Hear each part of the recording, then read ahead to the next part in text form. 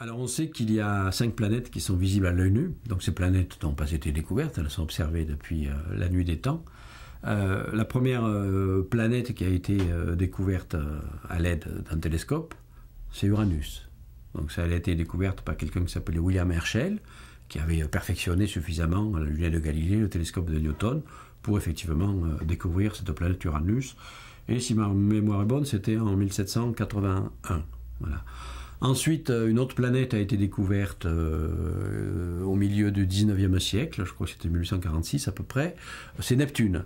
Intéressant d'ailleurs de noter que Neptune a d'abord été découverte par le calcul.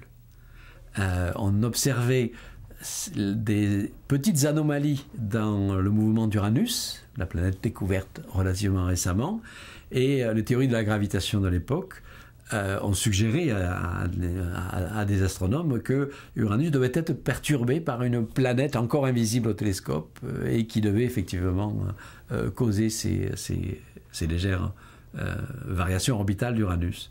Et c'est quelqu'un qui s'appelait Le Verrier, un astronome français, qui avait fait ce calcul prédisant l'existence d'une planète à telle distance, à tel endroit dans le ciel, à telle heure. À cette époque, l'Observatoire de Paris n'était pas équipé des instruments nécessaires pour découvrir cette chose-là. Alors il écrit à son collègue qui s'appelait Gall et qui était le directeur de l'Observatoire de Berlin. Il lui écrit une petite lettre en lui disant « Écoute, tel jour, à telle heure, tu vas regarder telle région du ciel et si mes calculs sont justes, tu devrais découvrir un nouveau corps céleste qui sera une planète qui perturbe Uranus. » Gall pointe son télescope et il trouve effectivement Uranus. Il trouve, effectivement Neptune. Donc c'est une découverte tout à fait extraordinaire, faite par le télescope, mais aidée effectivement par un calcul précis. Même chose pour Pluton, la troisième planète du système solaire à avoir été découverte. Elle a d'abord été effectivement suggérée par des calculs, cette fois-ci sur les perturbations de l'orbite d'Uranus, et elle a été découverte effectivement au télescope par quelqu'un qui s'appelait Clyde Tombaugh, c'était en 1930. Donc voilà un petit peu l'histoire de la découverte des planètes, en tout cas du système solaire. On sait que le processus a continué.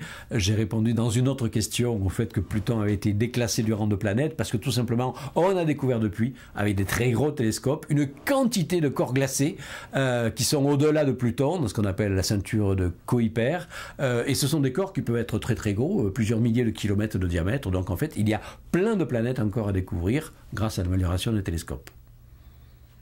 Est-ce qu'un jour on pourra envoyer des robots sur Saturne ? Envoyer des robots sur Saturne, pourquoi pas? On envoie des robots sur Mars déjà, il suffit simplement un peu plus de temps et de patience et d'argent pour envoyer des sondes spatiales équipées de robots pour aller se poser sur les corps plus célestes, plus lointains. Vous savez, d'une certaine façon, toute sonde automatique, c'est un robot. Parce qu'un robot, finalement, c'est quelque chose qui peut être actionné à distance. Et donc, finalement, les sondes planétaires, les sondes Voyager, etc., qui ont exploré de près les systèmes planétaires lointains, ce sont des sortes de robots, d'une certaine façon. Alors, évidemment, ce ne sont pas des robots tels qu'on se les imagine dans la science-fiction, des trucs articulés qui se posent sur une surface et qui font des mesures. Mais ça se fera très vraisemblablement. Alors, pas sur Saturne même. Hein. Pourquoi? Parce que Saturne, c'est une planète qui n'a pas de surface solide, c'est une planète gazeuse. En revanche, les satellites de Saturne sont absolument passionnants. Ce sont des corps rocheux aux caractéristiques diverses, il y a des volcans, il y a des tas de choses passionnantes. Et là, vraiment, dans les siècles à venir, c'est sûr que l'homme enverra des sondes spatiales qui déposeront de robots qui exploreront ces surfaces planétaires. Pourquoi y a-t-il autant de missions spatiales vers les satellites de Jupiter ? Alors les satellites de Jupiter sont extrêmement nombreux et montrent tous des caractéristiques géologiques extrêmement différentes. Ça a d'ailleurs été une surprise, parce qu'on aurait pu penser après tout que autour d'une grosse planète donnée, les cortèges de satellites qu'il y a autour de Jupiter, autour de Saturne, autour d'Uranus, devraient d'une certaine façon se ressembler s'ils étaient nés à peu près dans les mêmes conditions. Mais pas du tout. Pas du tout. Les dizaines et dizaines de satellites de Jupiter sont tous extrêmement différents les uns des autres, ce qui d'ailleurs apporte une richesse d'informations extraordinaire pour les planétologues, pour comprendre justement les subtiles variations d'évolution des corps célestes, même formés à la même époque dans les mêmes conditions. Il suit finalement des trajets d'évolution extrêmement différents. Donc autour de Jupiter, vous avez par exemple un corps comme Europa, satellite qui avait initialement été découvert par Galilée.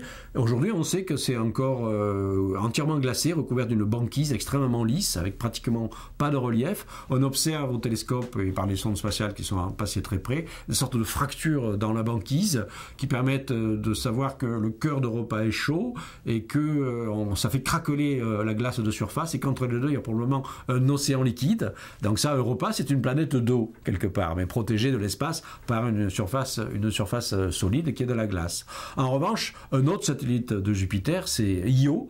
Alors lui, Io, ça n'a rien à voir avec Europa. C'est une boule fumante de volcan. En fait, c'est une boule de soufre solide avec des volcans, des éruptions volcaniques absolument gigantesques. Donc, c'est 2 exemples parmi des dizaines d'autres satellites qui montrent des géologies incroyablement différentes.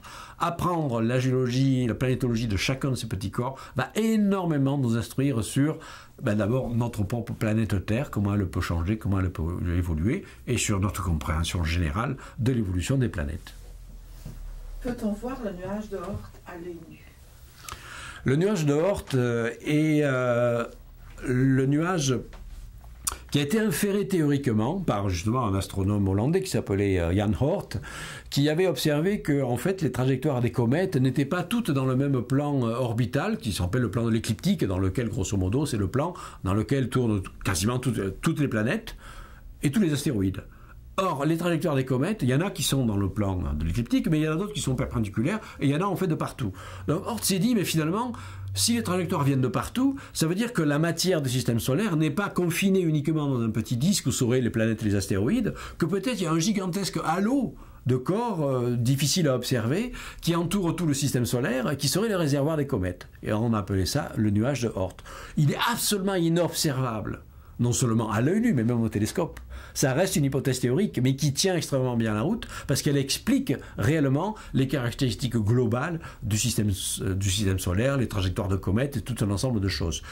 Le nuage d'Oort ne risque pas d'être visible non seulement à l'œil nu, mais même pas au télescope, parce que on sait qu'il s'étend à des distances extraordinaires. La distance du nuage de Oort, ce réservoir très lointain de petits corps rocheux et glacés qui formeraient donc les comètes, serait à quasiment une année-lumière du Soleil ou de la Terre, c'est-à-dire 10 000 milliards de kilomètres.